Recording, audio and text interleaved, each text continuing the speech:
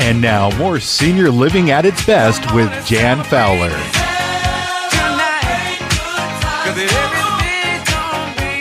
Welcome back to Senior Living at its Best, and thanks for joining us. I'm Jan Fowler, still celebrating the day, and I'm so happy to welcome my next guest, Catherine Owens. She's a speaker, a senior living consultant, and author of Be Your Own Hero, Senior Living Decisions Simplified. Welcome, Catherine. It's a pleasure to talk to you today. You're located in beautiful Idaho, aren't you?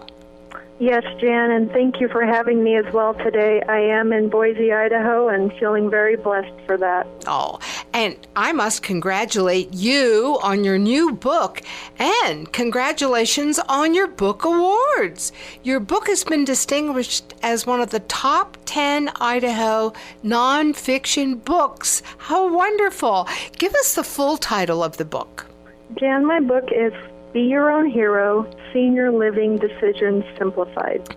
I can see a big need for a book on this topic, Catherine, because there's not a single person listening in who doesn't know of someone somewhere who's no longer safe living at home. It's a very delicate situation, however, when the person you're concerned about doesn't necessarily see it that way, even though they may have suffered several falls or missed taking their meds.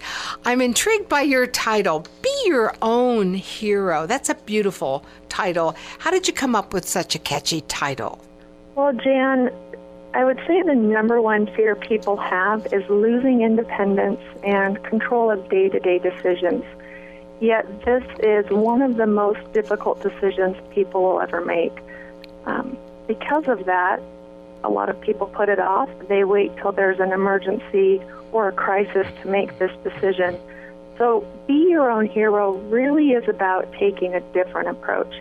It's intended to help people be proactive, to educate themselves on the services available, whether or not they need them down the road. But if they do, they are better suited to make safe and educated decisions. We all think we're so invincible, don't we, Catherine? And I know I'd probably be that way too, because my ability to live in my home represents my independence. I'd probably feel a sense of failure if I couldn't remain in control. So you're saying most people are like that? Correct. In fact, that I would say is the number one misconception people have with aging, that by staying in their home, they stay independent. The reality is, if you are in an environment that does not safely meet your needs or you cannot safely manage, it can actually begin to take away your independence and some of your day-to-day control of your decisions, because you are now dependent on those around you to help you maintain that environment. Well, I know you're an expert in this field. You're the go-to girl. You're a senior living consultant and a popular speaker on the topic. And these are not easy questions. Or maybe I should say these may be easy questions. It's the answers that aren't easy. At least not for everyone, that is. So what is the right time to start looking into senior living options? Jan, I would definitely say the right time is before you need the services. And you made a good point. It's not necessarily going to be the right answer for everybody, but understanding what's available, what it can provide, when to utilize those services is going to allow you to make the best decision for you or a loved one if and when that time comes. In your book, you say deciding to not make a decision is probably the worst thing people can do, but it's the most common path chosen. So, who is the primary decision maker anyway? Is it the aging parent, or should it be an adult child? You know, there's no right answer to this, Jan, but typically I would say the adult child plays a significant role in this decision.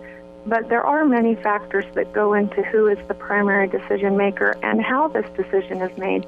For example, taking into consideration how significant decisions have been made in the past. Sometimes when you have a couple and one spouse dies, that spouse may have been the primary decision maker. So the remaining spouse maybe doesn't know how to go about making a decision of this magnitude. And sometimes it's just purely too overwhelming. So people generally will stay in what's familiar, whether it's really the best option or not. For anyone just tuning in, we're talking with senior living consultant, speaker, and author Catherine Owens, who's telling us why she was inspired to write her best-selling, award-winning book, Be Your Own Hero. Catherine, I know that one of your specialties is helping others identify underlying fears and concerns. And though we're all different, you help them find purpose so they can enjoy life. When it comes to deciding on senior living options, what factors should we consider beforehand? I mean, what should we look for? What are the questions we should be asking? Well, that's a really good question because, as I said, most people wait until there's an emergency or a crisis, and that doesn't always allow them the time or the mindset to really know what to ask or how to ask. But first and foremost, there typically is something that's a concern or motivating someone to look into senior living services. The most important thing you can do is to base your questions and your search on what is motivating you. The reality is most people base it on their fears. For example, if someone is afraid of moving out of their home, they're going to first look at services that could come into the home. And that doesn't always address the current need or what is motivating this decision. But secondly, as I said, most people don't know what to ask or how to ask because they haven't taken the time to really educate themselves. And so in my book, I provide not only what to ask, but more importantly, how to ask the questions and how to really differentiate one community from another.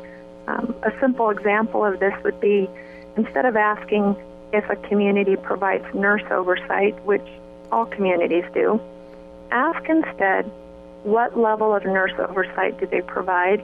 How many days a week? How many hours a day? Are they employed by the community or are they a contracted nurse?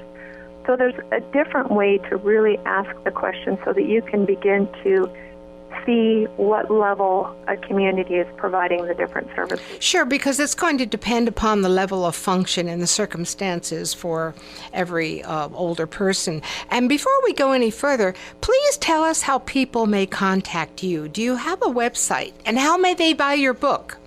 Jan, my website is CatherineLOwens.com. And that's spelled with a C, isn't it? Excuse me.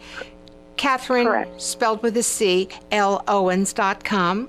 Correct. And my email address, if somebody has questions for me, is Catherine@CatherineLOwens.com.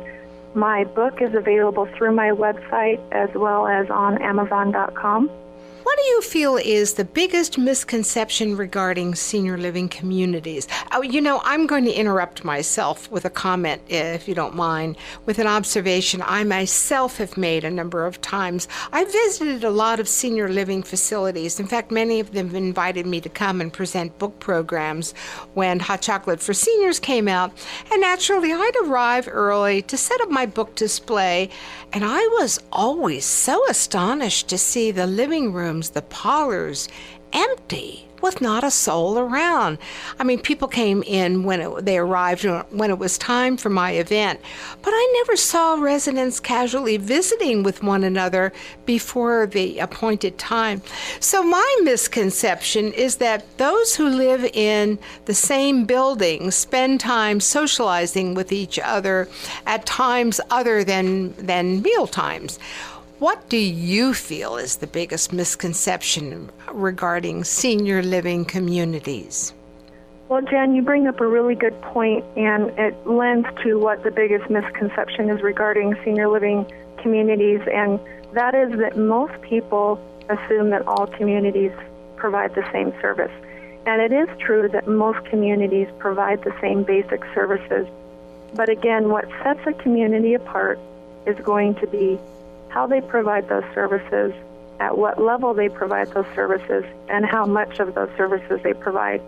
So most people, because they think it's all the same, they will choose the least expensive option. And it's like buying the floor mat model of a car versus buying a car with all of the bells and whistles.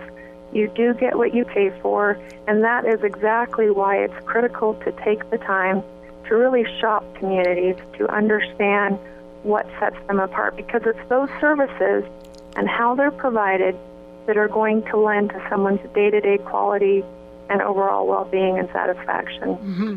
You know, a friend approached me just yesterday saying her husband, who's declining in his health, he walks with a cane now, and he's had a bad week, and she expressed so much fear and worry that she simply can't go on without outside help.